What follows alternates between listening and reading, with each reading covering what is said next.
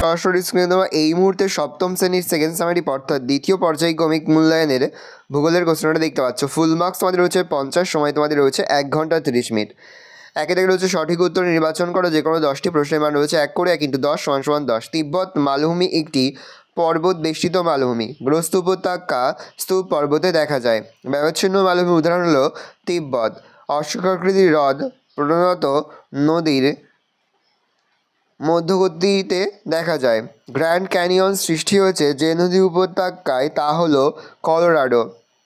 বদ্বীপ গঠিত হয় নিম্ন গতিতে। পৃথিবীর দীর্ঘতম নদী হলো নীল নদ। একটি আগ্নেয় শিলা হলো গ্রানাইট। সাহারা মরুভূমির শুকনো নদীখাতগুলিকে বলা হয় ওয়াদি। পৃথিবীর দীর্ঘতম নদী হচ্ছে নীল। আফ্রিকার নাতিশীতোষ্ণ তৃণভূমি ভেল্ট নামে পরিচিত। ভিক্টোরিয়া জলপ্রপাত যে নদীর ওপর অবস্থিত তা হলো জাম্বেজি। ইউরোপ ও আফ্রিকা মহাদেশের মাঝে অবস্থিত জিব্রাল্টার প্রণালী। 2 থেকে 0 স্থান পূরণ করো, যে কোনো 5টি প্রশ্নের মান 1 করে 1 × 5 = 5। ইউরোপের আল্পস একটি ড্যাশ ভঙ্গিল পর্বত, ভাঁজ বিশিষ্ট। ব্যাসল্ট হলো ড্যাশ শিলার উদাহরণ, আগ্নেয়। পৃথিবীর দীর্ঘতম খাল হচ্ছে গ্র্যান্ড ক্যানাল। আফ্রিকার ওপর দিয়ে প্রবাহিত ড্যাশ বায়ু উষ্ণ ও শুষ্ক প্রকৃতি। সাহারা মরুভূমির মধ্যপ্রবাহে নদীর আঁকাবাঁকা গতিপথকে ড্যাশ বলে, মিয়েন্ডার। হোয়াইট নীল ও ব্লু নীল পরস্পর মিলিত হয়েছে ড্যাশ শহরের নিকটে, উত্তরে খার্তুম। নদী দ্বারা সৃষ্ট প্রায় ত্রিভুজের মধ্যে দেখতে ভূমিরূপটি হলো বদ্বীপ। থেকে রয়েছে নিচের প্রশ্নগুলির অতি সংক্ষেপে উত্তরে যে কোনো 5টি প্রশ্নের মান 1 করে 1 × 5 = 5। সিমেন্ট কারখানায় কোন শিলা ব্যবহার করা হয়? চুনাপাথর। মরু অঞ্চলে শুষ্ক নদীখাতকে কী বলে? ওয়াদি। ভূমধ্যসাগরের চাবিকাঠি কাকে বলে? জিব্রাল্টার প্রণালীকে। তাজমহল কোন শিলা দিয়ে তৈরি হয়? মার্বেল। পৃথিবীর ছাদ কাকে বলে? পামির মালভূমিকে। আটলাস পর্বতমালার সর্বোচ্চ শৃঙ্গের নাম কি? জেবেল তুবকাল। আফ্রিকার শুকনো নদীখাতগুলির নাম কি? নীলনদ ও কঙ্গো নদ। ভারতের সাতপুরা কী জাতীয় পর্বত? স্তূপ পর্বত। 4 দাগে রয়েছে নিচের প্রশ্নগুলির সংক্ষিপ্ত উত্তর যে কোনো 4টি প্রশ্নের মান 2 করে 2 × 4 = 8। গ্রস্ত উপত্যকা কাকে বলে? প্রবল মহীভাবক আলোড়নের প্রভাবে শিলাস্তরে কোথাও সংকোচন এবং সংলগ্ন, আবার কোথাও টান বা প্রসারণের জন্য ভূপৃষ্ঠে চ্যুতির সৃষ্টি হয়। এরপর দুটি চ্যুতির মধ্যবর্তী অংশ নিচে বসে গিয়ে যে উপত্যকার সৃষ্টি হয় তাকে গ্রস্ত উপত্যকা বা গ্রাবেন বলে। উদাহরণ: ভারতের নর্মদা ও তাপ্তি নদীর উপত্যকা, জার্মানির রাইন নদী উপত্যকা প্রভৃতি। বদ্বীপ কী? নদীর নিম্নপ্রবাহে সৃষ্ট অন্তিম সঞ্চয়জাত ভূমিরূপ হল বদ্বীপ। নদীর মোহনা সংলগ্ন স্থানে ভূমির ঢাল ও জলস্রোতের গতিবেগ প্রায় না থাকার জন্য নদী দ্বারা বাহিত পদ্মসম সেখানকার অগভীর সমুদ্রবক্ষে সঞ্চিত উঁচু হয়ে মাত্রাহীন বাংলার ব অক্ষরের ন্যায় যে নতুন ভূমিরূপ সমুদ্রপৃষ্ঠের ওপর জেগে ওঠে তাকে বদ্বীপ বলে। আদর্শ নদী কাকে বলে? উদাহরণ দাও। উৎস থেকে মোহনা পর্যন্ত যে নদী গতিপথে 3টি প্রবাহ সুস্পষ্টভাবে বয়ে যায় তাকে প্রাকৃতিক দিক থেকে আদর্শ নদী বলে, যেমন গঙ্গা নদী। দোয়াব কী? পার্সি শব্দ দোয়াব, এর অর্থ দুটি নদী। পাশাপাশি প্রবাহিত দুটি নদীর মধ্যবর্তী অঞ্চলকে দোয়াব বলে, যেমন ভারতের গঙ্গা ও যমুনা নদীর মধ্যবর্তী দোয়াব অঞ্চলে এলাহাবাদ, কানপুর, আগ্রা প্রভৃতি শহর অবস্থিত। রেগোলিথ কী? প্রাকৃতিক শক্তির প্রভাবে উৎপন্ন ক্ষয়িত পদার্থের স্তরবিন্যাসে ভূত্বকের ওপর যে আস্তরণ সৃষ্টি হয় তাকে রেগোলিথ বলে। রেগোলিথ থেকে ধীরে ধীরে বিভিন্ন প্রক্রিয়ায় মাটির সৃষ্টি হয়। আর কি? মরুভূমির যেসব অঞ্চলে বালির স্তূপ জমে ছোট পাথরের মতো তৈরি হয় তাকে আর্ক বলে। সাহারা মরুভূমিতে এই জাতীয় বালুকাময় মরুভূমি দেখা যায়। 5 দাগে রয়েছে নিচের প্রশ্নগুলির সংক্ষিপ্ত ব্যাখ্যামূলক উত্তর দাও, যে কোনো 4টি প্রশ্নের মান 3 করে 3 × 4 = 12। কেবলমাত্র ভঙ্গিল পর্বতেই ভাঁজ দেখা যায় কেন? ভূত্বক গঠনকারী দুটি অভিসারী পাত অ্যাস্ট্রোস্ফিয়ারে ভাসমান অবস্থায় যখন একে অন্যের দিকে এগিয়ে আসে তখন এদের মধ্যবর্তী অংশে দীর্ঘদিন ধরে সঞ্চিত পলি রাশিতে ভাঁজ পড়ে তরঙ্গাকারে যে পর্বতের সৃষ্টি হয় তাকে ভঙ্গিল পর্বত বলে। উদাহরণ: এশিয়ার হিমালয়, দক্ষিণ আমেরিকার আন্দিজ, ইউরোপ মহাদেশের আল্পস, উত্তর আমেরিকার রকি পর্বতমালা প্রভৃতি। জলপ্রপাত কীভাবে সৃষ্টি হয়? নদীর প্রবাহপথে কঠিন ও কোমল শিলা উল্লম্ব বা তির্যকভাবে অবস্থান করলে অথবা ঝুলন্ত উপত্যকা থাকলে বা মরুভূমির খাড়া প্রান্তভাগ অবস্থান করলে হঠাৎ নদী উপত্যকা ভূমি ঢালের প্রভেদ ঘটে, ফলে নদীর জলস্রোতে খাড়া ঢাল বরাবর উপর থেকে নিচে সবেগে ঝাঁপিয়ে পড়ে জলপ্রপাতের সৃষ্টি হয়। যেমন নায়াগ্রা, ভিক্টোরিয়া, পৃথিবীর উচ্চতম জলপ্রপাত, অ্যাঞ্জেল, রিও, করনি নদী, ভেনেজুয়েলা, দক্ষিণ আমেরিকা মহাদেশ।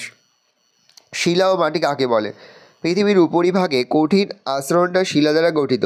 শিলা হল বিভিন্ন খনিজ পদার্থের সমন্বয়ে গঠিত যৌগিক পদার্থ। ভূপৃষ্ঠের উপরিভাগের নুড়ি, কাঁকর, বালি, কাদা প্রভৃতি শিলার অন্তর্গত। ভূপৃষ্ঠের শিলাস্তর প্রাকৃতিক শক্তির প্রভাবে ক্রমাগত ক্ষয় হয়। এই ক্ষয়িত পদার্থের স্তরবিন্যাসে উৎপন্ন রেগলিতের সঙ্গে খনিজ, জৈব পদার্থ, জলীয় দ্রবণ প্রভৃতি সংমিশ্রণে যে পাতলা আবরণ গড়ে ওঠে তাকে মাটি বলে। আফ্রিকার নিরক্ষীয় চিরসবুজ অরণ্যের পরিচয় দাও। আফ্রিকার কঙ্গো নদী অববাহিকার Congo, Nigeria, Cameroon, Togo, Angola, Ivory Coast প্রভৃতি দেশে এই অরণ্য দেখা যায়। এখানে মেহগনি, রোজউড, এবনি জাতীয় গাছ দেখা যায়। বৈশিষ্ট্য: এই অরণ্য অত্যন্ত ঘন হয়। পাতলা ঝরার নির্দিষ্ট ঋতু না থাকায় গাছগুলি সারা বছর চিরসবুজ থাকে।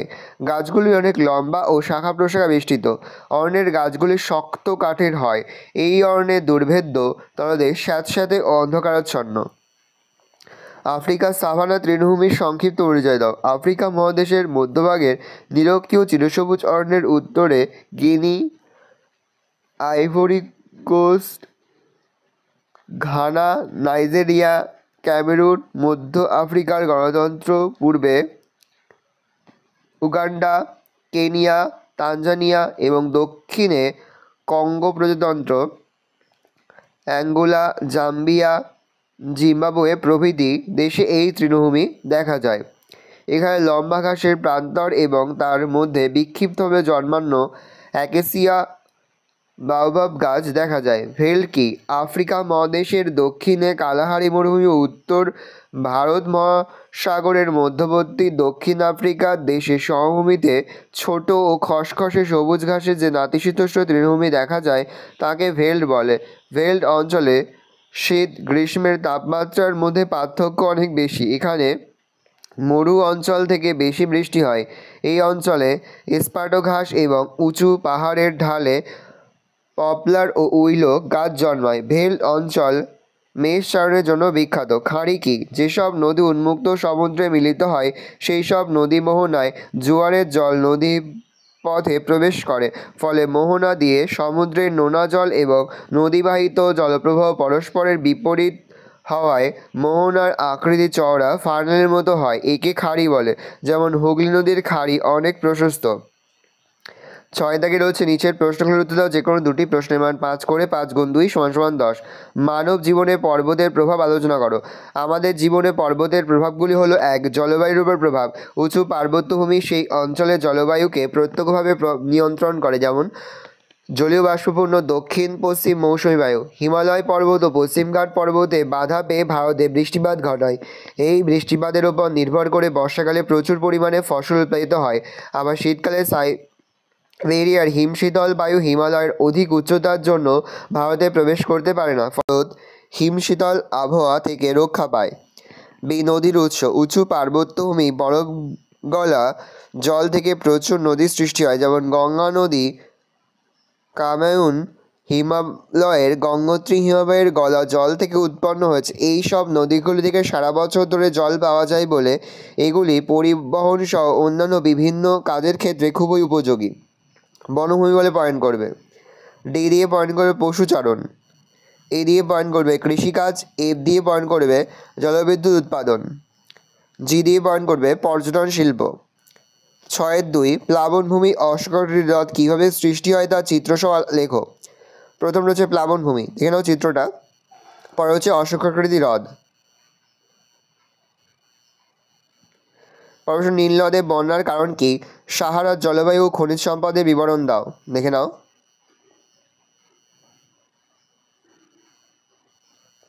বিশ্ব উষ্ণায়নে সাহারা মরুভূমি ছাড়া পৃথিবীর অন্য অঞ্চল কী কী পরিবর্তন নিয়ে আসতে পারে সে সম্পর্কে আলোচনা করো, দেখে নাও। 1 উষ্ণতা বৃদ্ধি। 2 মেরু অঞ্চলে বরফ গলন, সি পার্বত্য হিমবাহে গলন, ডি সমুদ্রতলে উচ্চতা বৃদ্ধি, ই উপকূলে জলমগ্নতা, এফ জলবায়ুগত পরিবর্তন। এই রয়েছে টোটাল তোমাদের সেকেন্ড সামারি অর্থাৎ দ্বিতীয় পর্যায়ক্রমিক মূল্যায়নের সপ্তম শ্রেণীর ভূগোলের কোশ্চেন পেপার। ভালো কোশ্চেনটা দেখে নাও। আশা করি ভিডিওটা ভালো লেগেছে। ভিডিওটা ভালো লাগলে ভিডিওকে লাইক করতে ভুলবেন না। আমার চ্যানেল নতুন হওয়া লাইক করে সাবস্ক্রাইব প্রেস করে পাশে বেল আইকনটা প্রেস করা, যখন নতুন কোনো ভিডিও আপলোড করি সবার ফার্স্ট নোটিফিকেশন তোমরা পেয়ে যাও। আর এই ভিডিওটি তোমার বন্ধু বান্ধবী আত্মীয়স্বজন সবার মধ্যে কিন্তু অনেক শেয়ার করে, যে বছর সপ্তম শ্রেণীতে পড়ছে। আশা করা যায় প্রতি বছর নেয় এই বছরে তোমরা আমাদের সাজেশন অংশ থেকে সমস্ত প্রশ্ন কিন্তু কমন পেয়ে যাবে। সেহেতু প্রতিনিয়ত যে প্রশ্ন উত্তরগুলো আমি তোমাদের কাছে তুলে ধরছি, প্রতিটি প্রশ্ন উত্তরই তোমাদের খাতা লিখে তোমরা কিন্তু মুখস্থ করে ফেলবে। ভালো করে দেখে নাও।